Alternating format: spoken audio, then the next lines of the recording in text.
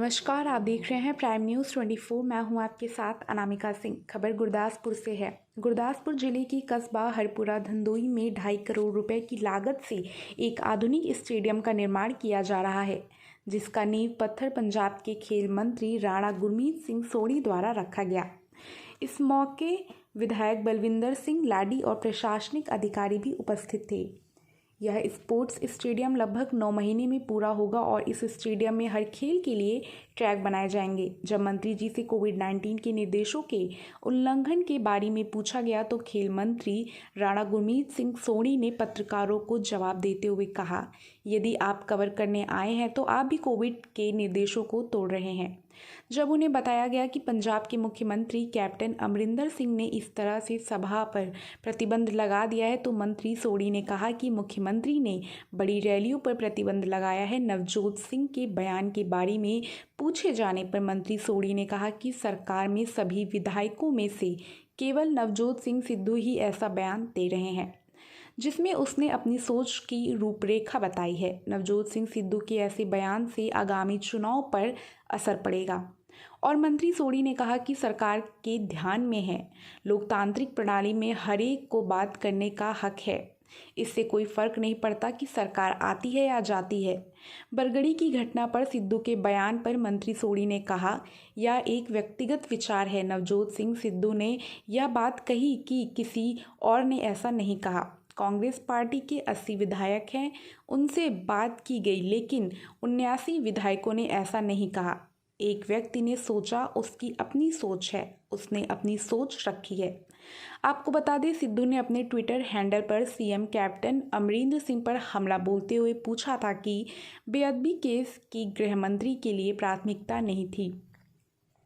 जिम्मेदारी से भागना और एडवोकेट जनरल को बलि का बकरा बनाने का सीधा अर्थ है कि अफसरशाही कंट्रोल में नहीं है। एडवोकेट जनरल का नियंत्रण किसके हाथ में है? जिम्मेदारियों से भागने की इस खेल में लीगल टीम तो मात्र प्यादे हैं। इस अवसर पर पंजाब के खेल मंत्री राणा गुरमीत सिंह सोढ़ी ने कहा कि पंजाब में खेलों को बढ़ावा देने के लिए पंजाब सरकार द्वारा ऐसे खेल स्टेडियम स्थापित किए जा रहे हैं।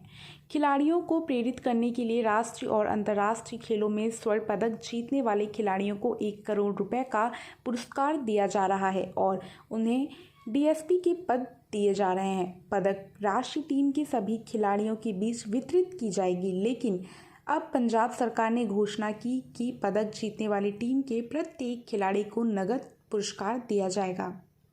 प्राइम न्यूज़ 24 के लिए जतिंदर कुंडल की रिपोर्ट। बलविंदर सिंह लाडी जी के निमंत्रण से इतने पहुंचे हैं कमान पिंड और इतने एक स्टेडियम का असी नींह पत्थर रख रहे हैं।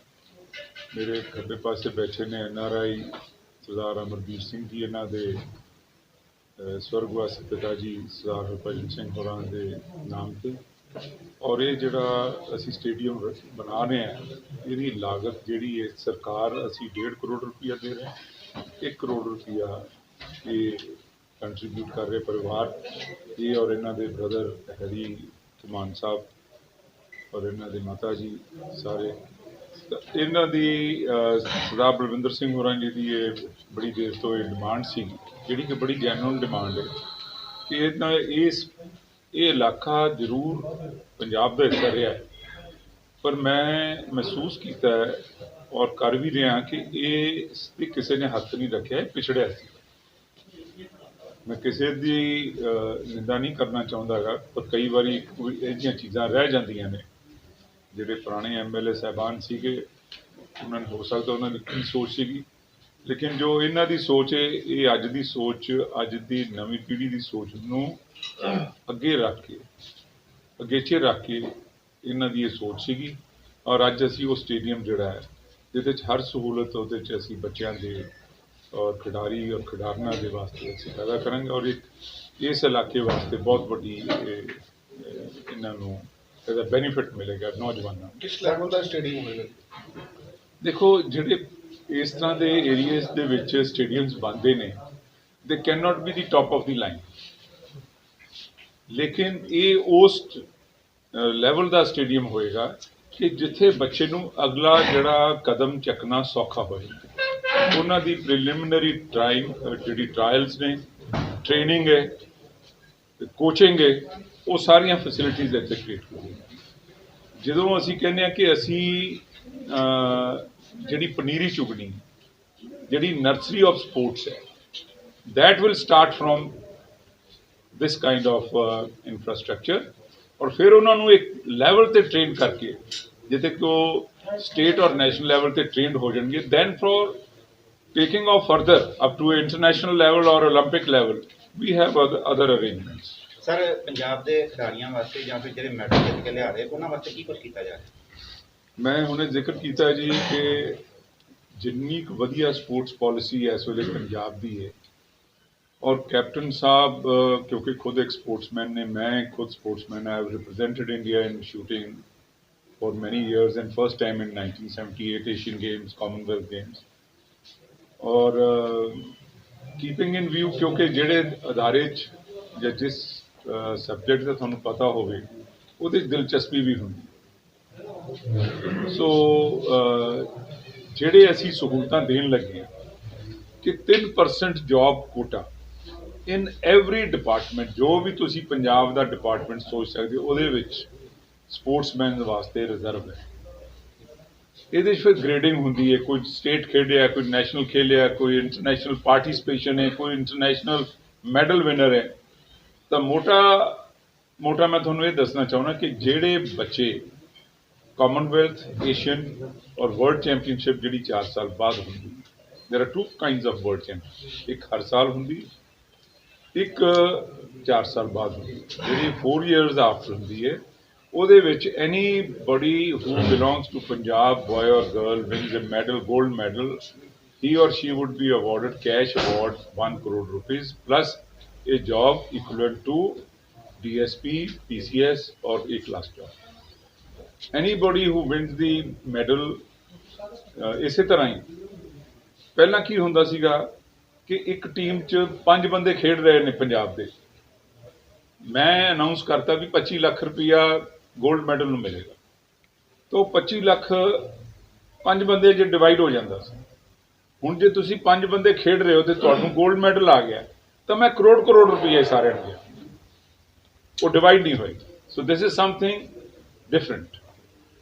दूसरा हैगा भी स्पोर्ट्समैन ਦੇ ਜਦੋਂ ਅਸੀਂ ਜਿਹੜੇ ਇਮਤਿਹਾਨ ਨੇ ਉਹ ਅਸੀਂ ਸਪੋਰਟਸਮੈਨ ਦੇ ਵਿੱਚ ਹੀ ਕਰਾਵਾਂਗੇ, क्योंकि स्पोर्ट्समैन ने 8 घंटे 6 घंटे फील्ड च रहना है, इन्हों ने 6 घंटे 8 घंटे पढ़ना है, तो मैं इन्हों का मुकाबला किवें कर लांगा। सो असी जिहड़ी ये कंपीटीशन है, जिहड़े कंपीटीटिव एग्जाम्स ने या जिथे उन्होंने पार्टिसिपेशन लेनी है, that would be among the sportsman. ये भी असी चेंज ऑफ पॉलिसीज किया। फिर असी महाराजा रणजीत सिंह अवार्ड से, जिहदा फर्स्ट अवार्ड ही मैं सी 1978 ਉਹਦੇ ਨਾਲ ਉਦੋਂ 2500 रुपया मिलता सी। ਜਦੋਂ ਬਾਦਲ ਸਾਹਿਬ ਕੋਲੋਂ ਗਵਰਨਮੈਂਟ ਅਸੀਂ 2002 ਚ ਲਈ ਹੈ ਤਾਂ ਉਦੋਂ 25000 ਤੋਂ ਮੈਂ 1 ਲੱਖ ਰੁਪਇਆ ਕਰ ਦਿੱਤਾ ਸੀ। ਹੁਣ ਮੈਂ ਉਸੇ ਦੇ ਅਵਾਰਡ ਦੇ ਨਾਲ 1 ਲੱਖ ਦੀ ਥਾਂ ਤੇ 5 ਲੱਖ ਰੁਪਇਆ ਜਿਹੜਾ ਮਹਾਰਾਜਾ ਰਣਜੀਤ ਸਿੰਘ ਅਵਾਰਡ ਵਿਨਰ ਹੈ ਉਹਨੂੰ ਦਿਆਂਗੇ। ਸੋ ਇਸ ਤਰ੍ਹਾਂ ਦੇ ਬਹੁਤ ਸਾਰੇ ਜਿਹੜੇ ਚੇਂਜਸ ਨੇ, और पेंशनस लगा दी गई ने पुराने ओलंपीयंस दियाँ, पुराने प्लेयर्स दियाँ, वर्ल्ड प्लेयर्स दियाँ। और इस तरह ही असी सब तो वड्डा साडा इस वेले जिहड़ा माइलस्टोन है वो है स्पोर्ट्स यूनीवर्सिटी, जिहड़ी पटियाले 100 एकड़ दे विच शुरुआत हो चुकी है, और उहदा असी शेक हैंड कीता है कि लॉफ्रो यूनीवर्सिटी एक यूके च है, which is the best in the world as far as sports courses are concerned.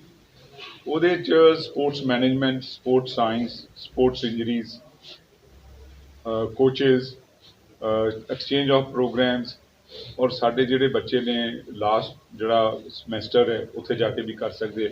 ਸੋ ਇਸ ਤਰ੍ਹਾਂ ਦੇ ਅਰੇਂਜਮੈਂਟਸ ਜਿਹੜੇ ਨੇ ਅਸੀਂ ਉਸ ਯੂਨੀਵਰਸਿਟੀ ਨਾਲ। ਸਰ ਪਨੀਰੀ ਤਿਆਰ ਕਰਨ ਦੀ ਗੱਲ ਕੀਤੀ ਜਾ ਰਹੀ ਹੈ, ਲੇਕਿਨ ਪ੍ਰਾਇਮਰੀ ਸਕੂਲਾਂ 'ਚੋਂ ਖੇਤੀ ਹਟਾ ਕੇ ਤੇ ਉੱਤੇ ਸੁਪਰਵਾਈਜ਼ਰ ਲਗਾ ਦਿੱਤਾ ਗਿਆ ਹੈ, ਇਹਦੇ ਲਈ ਕੁਝ ਕੀਤਾ ਜਾਏਗਾ? ਦੇਖੋ, ਪਨੀਰੀ ਤਾਂ ਸਕੂਲਾਂ 'ਚ ਵੀ ਆਉਣੀ ਹੈ, ਪਿੰਡਾਂ 'ਚ ਵੀ ਆਉਣੀ ਹੈ। ਮੈਂ ਤੁਹਾਨੂੰ ਦੱਸਣਾ ਚਾਹੁੰਦਾ ਕਿ ਇੱਕ ਲੜਕੀ ਹੈ, ਹੁਣੇ ਕਮਲਪ੍ਰੀਤ ਮੈਂ ਜ਼ਿਕਰ ਕਰਕੇ ਹਟਿਆ, ਕਬਰ ਵਾਲਾ ਪਿੰਡ, she is the first lady, first girl जिन्हें हिंदुस्तान दे विच डिस्कस थ्रो च ओलंपिक वास्ते क्वालीफाई किया। बच्चों की झील भी चाहिए और झील क्रिएट भी करनी पैंदी। सो देर आर सर्टन इशूज़ जिहड़े पेंडिंग पे ने बिटवीन एजुकेशन डिपार्टमेंट और स्पोर्ट्स डिपार्टमेंट। DPI उन्होंने किदों रखे, की उन्हों का क्राइटेरिया सी, की गल हैगी है, उन्होंने डिटेलिंग जी है, क्योंकि कल्ले DPI का नाम ना लगे, DPI मस्ट वर्क ऑल्सो।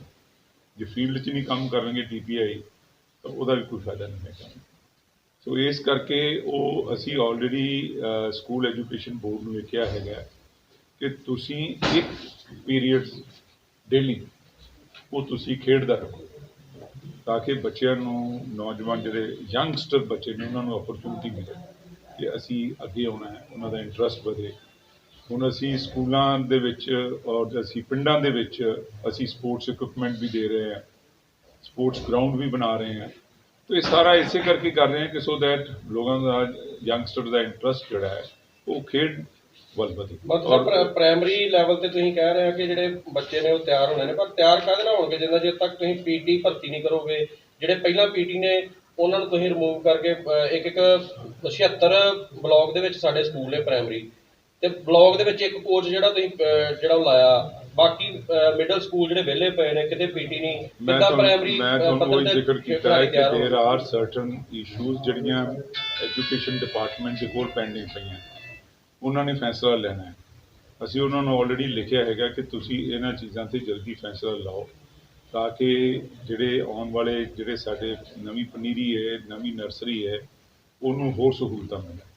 सो उहदे ते वी आर वर्किंग ऑन, और बड़ी जल्द जिहड़ा है जिहड़ा तुसी मसला दस रहे PTI आ we are going to solve. Sir मुख्यमंत्री साहब ने कोविड करके सारे ਇਹੋ ਜਿਹੇ प्रोग्रामों से बैन किया होया, अपने रूल सरकार ਦੇ ਆਪਣੇ ਜਿਹੜੇ ਵਜ਼ੀਰ ਨੇ ਉਹ ठीक है सर मुख्यमंत्री साहब ने कोविड ਨੂੰ ਲੈ ਕੇ ਇਹੋ ਜਿਹੇ ਸਾਰੇ ਪ੍ਰੋਗਰਾਮਾਂ ਨੂੰ ਬੈਨ ਕੀਤਾ ਹੋਇਆ, ਲੇਕਿਨ ਪੰਜਾਬ ਦੇ ਆਪਣੇ ਮੰਤਰੀ ਇਹੋ ਜਿਹੇ ਰੂਲਾਂ ਨੂੰ ਤੋੜ ਰਹੇ ਨੇ।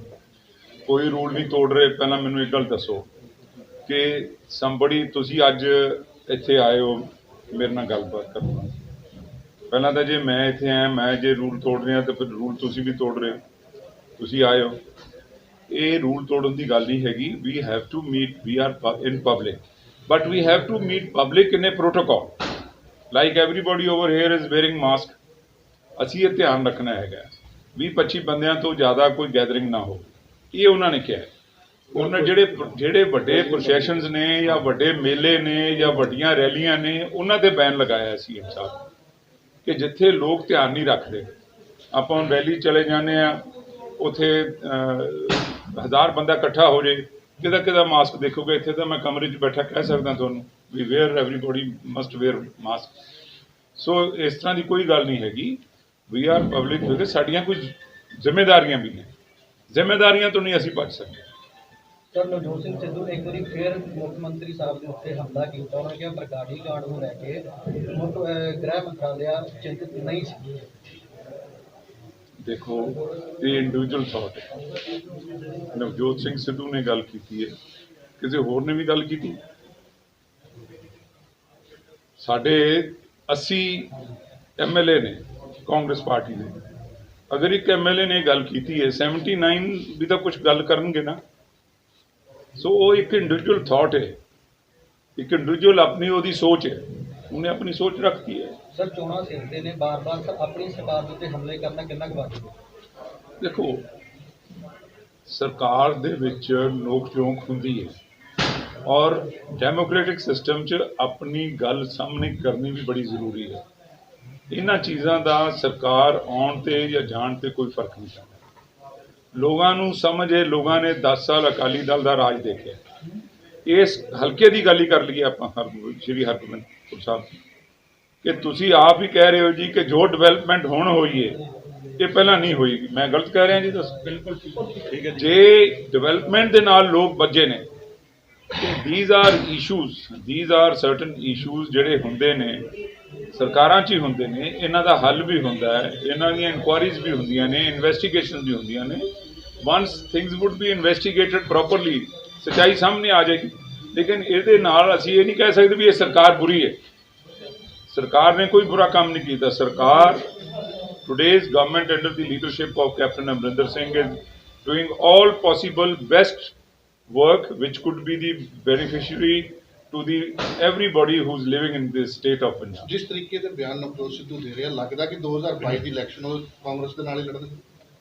ਦੇਖੋ ਇਹ ਸਵਾਲ ਤਾਂ ਉਹਨਾਂ ਵਾਸਤੇ ਮੇਰੇ ਵਾਸਤੇ ਲੱਗਦਾ ਪੁੱਛਿਆ ਜੀ। ਨਹੀਂ, ਮੈਂ ਹੁਣ ਦੇਖੋ ਮੈਂ ਕਿਸੇ ਦੇ ਦਿਲ ਦੇ ਅੰਦਰ ਥੋੜ੍ਹਾ ਵੜ ਸਕਦਾ।